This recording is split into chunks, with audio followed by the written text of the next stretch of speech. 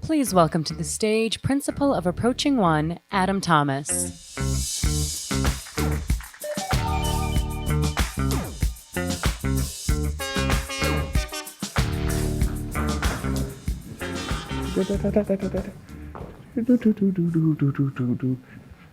Hello, everyone. We're talking about survival metrics here, right? And I want you to think about, as we get into this, less about what is the next best roadmap thing or what's the next best metric. I want you to think holistically about how do you survive with the current product you have, because that is really our first thing. It's the first thing we have to think about. Because the two questions that I think when we're all alone thinking about product management, the two questions that we constantly think about are, why are we stuck? Because if we're stuck, we're out in this kind of survival mode. We don't know where to go. And next is, why don't we pivot, right? Why don't we change direction? If we're stuck, why don't we change direction? Well, today we're going to talk about those very things. Let me set the stage for you. One, the work that we do as product managers is to create an environment where the team is consistently making better decisions. That's it. That's the work that we do. Why is that important? Because we work in a complex environment. We don't know when our products end. We don't know when our initiatives end. And that is a definition of complex. We don't know where we're starting. We have a problem set that we're looking at, and we don't know where we're ending. This is very different from complicated, which is the work that project managers do, which is very scoped. To make that clear, Gmail is more of a product, right? Gmail was in beta for 13 years versus a bridge, right? We know a bridge starts and ends. This is super duper important. Since we don't know when our ideas are going to work, and we don't know when they're going to end, this fact from Ron Kohavi should stick in your mind. 60 to 90% of the ideas do not improve the metrics that they were intended to improve, which means 60 to 90% of our ideas aren't good. Now, don't trust Ron, trust Clayton Christensen, he'll say 80%. Don't trust Clayton, trust Marty Kagan, he'll say 80%. Don't trust Marty Kagan, talk about Sturgeon's Law, that's 90%. Even if you don't trust any of them and cut that in half, that's still half of your ideas aren't moving the needle. So it's really important for us to change as soon as possible. Whenever we find bad ideas, we have to move. Because the ideas that we have, those ideas compound. So every bad decision is sitting on top of another bad decision. Not only that, the longer we wait, the more we know that our ideas and these lessons that we learn from these bad ideas are expensive. One of my favorite case studies for this is around Intel, where they had a problem with their Pentium processors in '94, and they knew about it. But they decided to sit on it. They decided to wait because it would have cost them $20 million to fix. When it got out into the public and they had to recall those Pentiums, it cost them $475 million, almost $1 billion today, because they didn't want to change. We need to change as soon as possible. Our job is to create an environment where the team is making better decisions over time. Why is that hard? Well, two major reasons stops us as product people from making these hard decisions, to changing direction. One is loss aversion. As human beings, we are used to avoiding loss. It's just a human thing. Raise your hand if you want to feel like a winner. Yeah, that's all of us, right? So we avoid feeling like loss. One of the things as product managers that we have that other teams don't is we have the freedom to pick what we give to the team. We don't have a discrete output. So it's very easy for us to go, we won, right? Because it feels like we don't have something to show. And that drives us to sunk costs. And sunk cost fallacy is when we continue to put resources into things that don't move things forward, right? So in order to not feel like a loser, you're keeping an initiative going. Now, it's dark, no one can see you. Raise your hand if you've been guilty of that. All right, we got 50% of the people who tell the truth in the room. And then, 45% of y'all still dealing with loss aversion. All right. This stuff is hard, right? The work that we do is hard. It's not appreciated. And we're the first ones to get yelled at when things go wrong. But when we are able to change, we have opportunities. One, Slack was a gaming company that turned into a chat company that we all use. A lot of us in here use. Two, Nintendo was a card company and turned into a video game company, which was amazing. We all have played a Wii or a Switch. They were dealing cards before.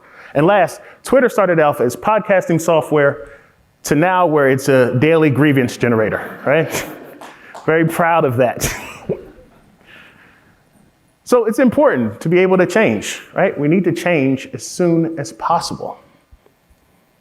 And so before we move forward, right, and we talk about survival metrics, I want to put this disclaimer out here. If you're paying attention to anything that I say moving forward, I cannot give you the metric.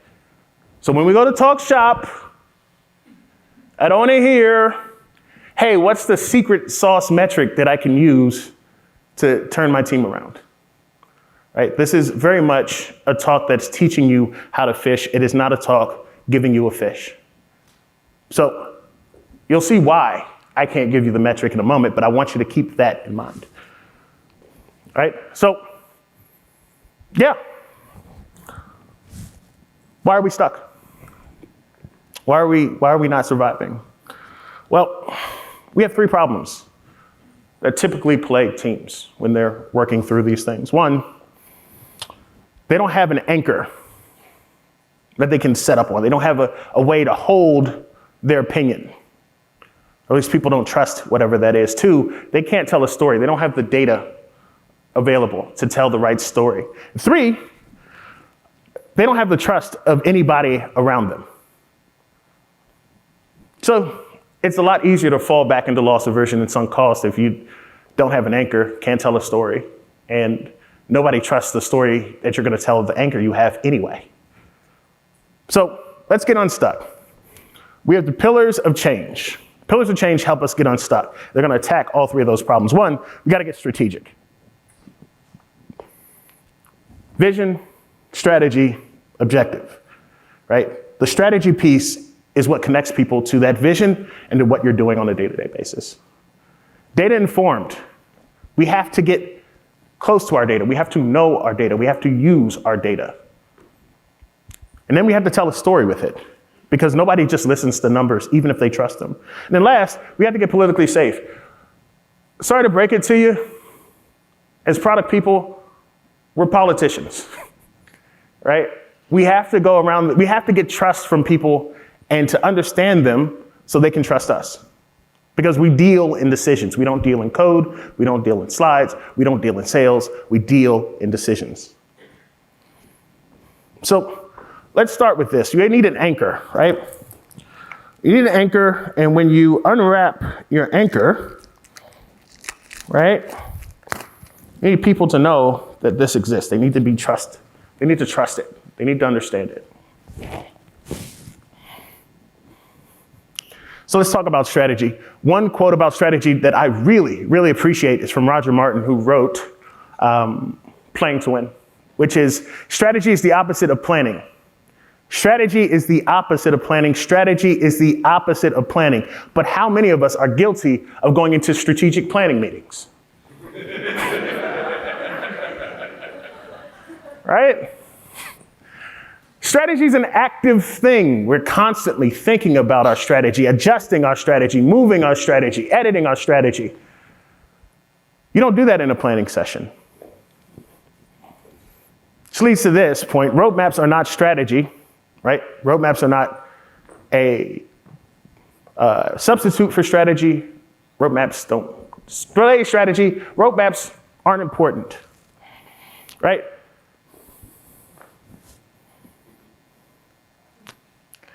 This is the number one result for roadmaps on Google. And, you know, I want you to know every time you just say roadmap without giving any insight, somebody's typing roadmap in Google, and this is what they're showing, getting seen, this is what they see. And they're gonna come back to you and say, why don't you have this? So there's a level of education with strategy. If you start using your roadmap as strategy, they will conflate the two, and this is what you'll be expected to deliver. Not their fault, by the way. You haven't given them anything, right? For those who don't know, the problem with that slide is you're a year out and you can't make any changes. Strategy, more than anything, is the anchor that allows you to change proactively over reactively. Strategy is as much, if not all, about what you don't do on top of what you do. And so in order to test those things, there's two things I like for folks to try. One is work in progress limits. If you can't limit yourself, then you don't have a direction. And then two, sense making from these artifacts. You have to be able to give what you create to other people, and they have to make sense of them. Work in progress limits. How many folks have stopped something in the last 6 months? That's 20% of you, right? If you can't stop anything, if everything was good, and we know 60 to 90%, let's just call it half, 50%. You haven't stopped anything in 6 months? I know you're not enforcing WIP limits, right? Boundaries make the world go round. And the ability to tell people clearly in a way that they trust that this work can't be completed is part of the job. Next, right? You have no strategy, unfortunately. Next is an artifact to people to make sense. One person, if you've been around me for more than 5 minutes, I will mention Richard Rumelt. Richard Rumelt wrote Good Strategy, Bad Strategy, and I think it's required reading for all of us. And what's in it is there are three things: a diagnosis, a guiding policy, and coherent action. So if you get a strategy, these are things you want to break down the strategy for to understand it, right? You want a diagnosis, you want to understand what the problem is. You want a guiding policy, a way to tell people this is how we solve things, this is how we do things. And the third is you want some coherent action. You want people to know the next few steps. Not a year, but the next few steps on how to move forward. Because strategy in complex work is like walking through a cavern, right? If I tell you to walk 50 paces straight in a cavern, you don't know the exit, may work, probably won't, right? I'm not gonna feel safe walking those 50 steps. But if I tell you, here's what we're trying to do, if I give you some rules and I say, the next 5 steps are safe, you get to step 6, think about it. You have a lot better way of getting through that cavern. So how do you start to take this anchor and make it something? Well, you want to find clarity through the tension, right? We're politicians, which means we have to get into the dirt.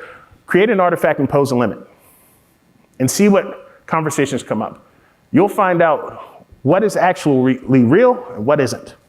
And then you want to bring that tension into the room. Bring some stakeholders in at first, those that you trust that have a different point of view, and then talk about those limits. Next, how do you use metrics and evaluate change? How do you track that? Well, I'm going to go to David Foster Wallace, famous English professor, who had a commencement speech called What is Water? And the only thing that you need to know right now is, in the middle of it, he talks about an anecdote with 3 fish, 1 old fish, 2 younger fish. The old fish swims by and says, "How's the water today?"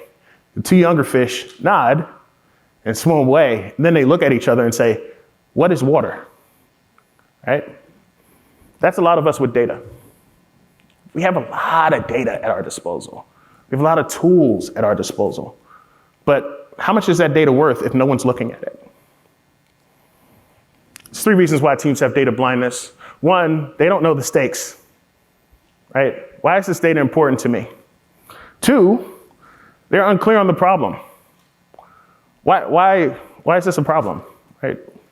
And 3, they can't tell a story. And so when you look at typical OKR, Excel spreadsheets, right? Look at it. What does this tell me? You're a product manager. Think about engineer number 7 that looks at this. What do they get out of it? Right? Because if what you're doing doesn't help the team make better decisions, then we're not doing the things that matter. So what are the stakes? Do you know the stakes of the thing that you're working on right now? Can you tell the people around you, why is this important? Here's some questions to ask some stakeholders to understand more of the stakes around you. What is a non-negotiable for your team? What's operations talking about? What's engineering talking about? What's sales talking about? You should know that. How much are you willing to let this cost us? You're going to hear a lot about price, especially over the next few months as we get away from growth. What's the cost of these things? And lastly, what are the markers we need to commit more resources? What's important? What are we willing to move from this to that? Stories need a push and a pull. Metrics need a push and a pull. What's the push? What's the problem? Why are we getting into this? What's the pull? What is getting us through? Why is this important?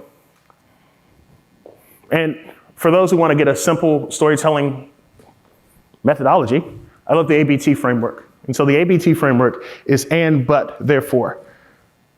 Here's how you use it. I'm going to do this and that. And, what's the journey? But, I want to do this and that. But, here's our problem. Problem X. Right? And therefore, what are the actions that we're taking? I want to do this and that. But, there's the problem. Therefore, we're going to do 1, 2, and 3.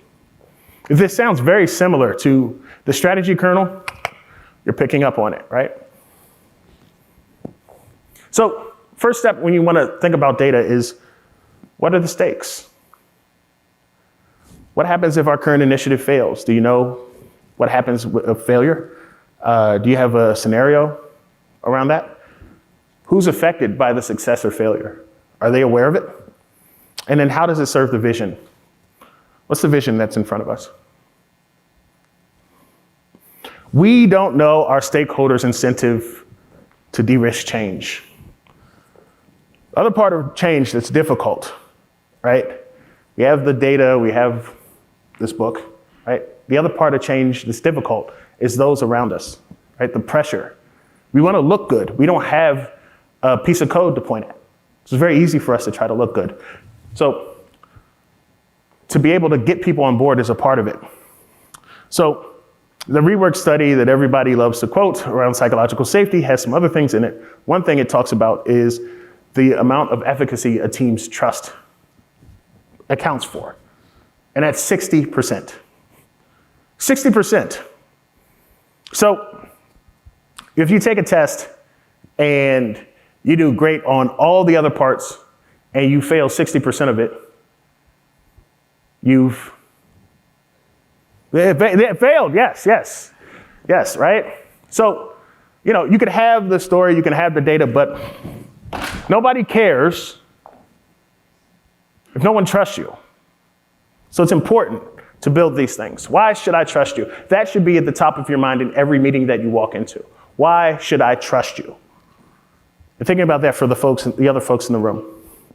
Because remember, our role is to create an environment where the team is consistently making better decisions over time. And if I don't trust you, then how am I going to let you affect my decision making? Why is there a lack of trust? Well, people are unclear on how the organization works, or you may be unclear on how the organization works. As a product manager, you got to know.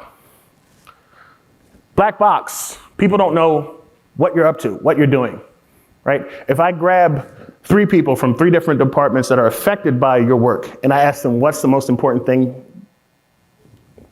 Do they know? Do y'all have the same answer? Likewise, if I were to ask you about them, what's really important to them, and I gave you 3 different departments, would you know the answer? In no way to show success, right? How do we show people that we're doing work that matters? Who influences the decision in an organization is extremely important. And, right, it's not a path that everybody can, I can't tell you how your organization works. I'm just some guy on a stage, right? You know that. And so ask yourself, where do decisions go to die? What is the core worldview of the group that you're working with? And what initiatives get done? What are the patterns that you see for things that get done? Have you shadowed anybody today?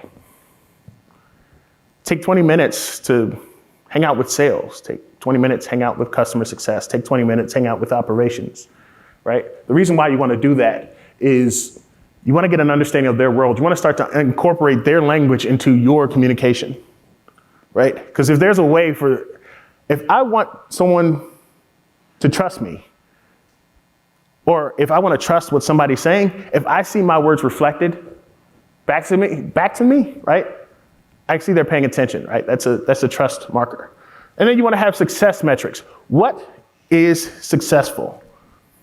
What is important to these other teams, right? Revenue. Sometimes I've heard from PMs in the past, right? And even myself, I thought about why do we got to translate things to revenue? Who cares, right? Everyone else, right? So if we could tell a story that has revenue tied to it, then, people are more inclined to listen. What's important to the vision of the company? All those strategic initiatives, you should know them. And lastly, how will we know this works, right? What is the change that's visible to them? Again, adding this to your storytelling, right, builds trust because they can understand it. So here's what I want you to do. I want you to go take someone to coffee, 15, 20 minutes. Don't pester them. Don't ask for what you need. Just talk to them. Talk about what's going on. This is more proactive than it is reactive, right? Unfortunately, for a lot of product teams, they end up being the gimme, gimme, gimme team, right? We only see you when things are bad or you need something. We have to get away from that because that's how we aren't influencing decisions, and our job is to influence decisions, right? So we talked about survival here, right? What are the foundations of change? Being strategic, being data informed, being politically safe. Now, let's talk about the survival metrics. Now, I hope you understand why I can't give you the secret metric, right? It's what you know. So let's talk about this. Why don't we change? Why don't we pivot? 60 to 90% of the ideas do not improve the metrics they were intended to improve. We're here to create an environment. We need to change as soon as possible. So why is it so hard? Well, one is repetition. We often try to change when things are really bad. We don't practice the muscle of it. So for a lot of us, it's like going to the gym and trying to lift 240 pounds on the first rep. Even if you get away with it, you're gonna hurt, right? Far easier to lift 75, 90, 120, right? Constantly lifting weights. So when you get to the point where you have to do a 240, it's a lot easier. And then language. What? Right? A lot of times when we try to change things, people may understand, I guess we should change, but why? I don't really understand why. I thought things were good. We have to be very clear around the language, right? Because we want to avoid that high chance of hurt that keeps us in loss aversion and people not understanding, which lowers our trust around an organization. So, did we go forward? Oh, we're right. There we go. So it's important that we stop. There's three things that we need to do when it comes to survival metrics. Survival metrics is all about influencing the language of change by adding stop, pivot, or invest statements to the metrics and the stories we tell. So we can get past loss aversion, get past sunk cost, and start changing on a regular basis. And so I want you to start labeling your metrics that you give to people with an action. Right? So the first action we're going to talk about is the stop, the kill list. No wiggle room for change. When we stop something, we stop something. This should be known across the organization. People like us don't do things like this. So as soon as you see it, you stop. Next is a pivot, a change direction. What are the incentives from other teams? What makes us question our strategy? What risks in the project exist? Are we clear about these questions? Because if we are, then we can create pivot statements tied to metrics that make people know, hey, when this happens, when we see this, we need to talk about how we're going to change. And then last, invest. If you are not investing in strategy, then you do not have a strategy. I'll say that one more time. If you're not investing, When you have a strategy, you do not have a strategy, because strategies are built to take advantage of something in the market. And so if there is nothing that you would drop everything and do for, if there's nothing that exists like that, then you're not really being strategic, right? You're just passing time. And so always think about, where are you uniquely situated? Think about this over that. What are we willing to bet on? What are we willing to bet the house on? And then the last thing, when I was a younger PM, I would hear from my manager, if I would have known you needed X, then we would have got that for you. Your job is to never hear that again, right? You should know, what are the things that people are going to move heaven and earth for you for. Here's a sample one. If the AWS bill is projected to jump more than 10% due to a production release, we need to discuss ways to lower the projected bill, or else the company will fail on our strategic goal to solve problems under budget. We have data, we have strategy, we have other people's metrics reflected in things that we do here. This is a trust building metric. Now, if we start every meeting talking about 3 to 7 of these, then people get to understand the strategy. People get to understand the data that's important to us. They get to see themselves reflected in the work that we do. We're not a black box anymore. So when we change, it's not an expensive lesson that costs $1 billion. It's a simpler one, right? If we repeat this, if we go for Miller's Law, which is we as human beings remember 3 to 7 things, plus or minus 2. So 3 or 5 to 9 things, 5 to 9 metrics, and we iterate and we keep changing them. You can see why I can't give you the metric. But if you're able to create these metrics, use them on a regular basis, you'll build trust, right? And you'll be able to solve these problems with survival metrics. You'll acknowledge that you don't know what you're making, because we don't. We'll create an anchor with a strategy that guides us, use metrics that leave the team data informed, and we'll be able to talk to stakeholders in a way that they understand. Because with the 3 pillars of change and the language of change, we can change more often. And by being able to do that, we won't be able to just survive, we'll be able to thrive. Thank you.